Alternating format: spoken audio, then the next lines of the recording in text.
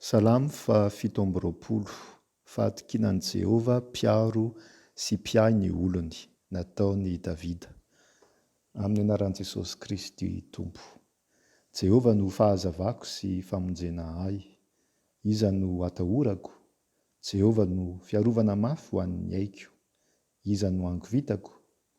Raha manantona ahy, hihinana ny nofoko ny ratsy fanahy, izay fahavaloko sy rafilahiko, dia izy ihany no tafitohina ka lavo. Na dia misy antokony mitoby hiady amiko aza, tsy atahotra ny foko. Na dia misy ady miatra amiko aza, dia atoky ihany aho.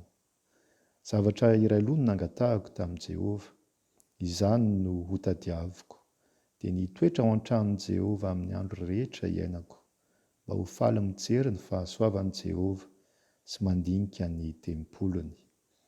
Fa hanafina ao an-trano fialofany amin'ny andro fahoriana izy, ampiery ahy amin'ny fierena ao andainy izy.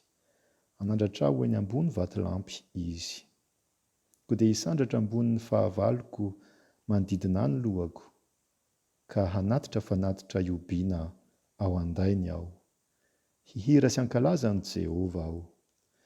Mihaino Jehova aho, fa taraina mafy aho, ary mamindrafy ho amiko ka valio aho. Raha hoy ianao, tadiavinareo ny tavako, dia ho inona valin'ny foko? Eny, ny tavanao no tadiaviko Jehova aho. Aza manafina ny tavanao amiko, aza mandroaka ny mpanomponao ankatezerana. Efa famonjena ahy ianao, aza manarina mahafoy ary Andriamanitry ny famonjena ahy. Fa ny raiko aman-dreniko efa nahafoy ahy, fa Jehova kosa ny mandray ahy. Ampianaro ny lalanao, Jehova aho, ary tario amin'ny lalana marina aho noho ny fahavaloko.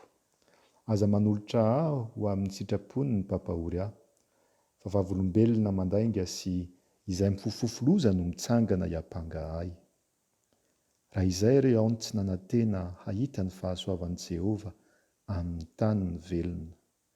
Miandrasa ny Jehova ianao, matoki ary aoka hahery ny fonao. Eny, miandrasa any Jehova.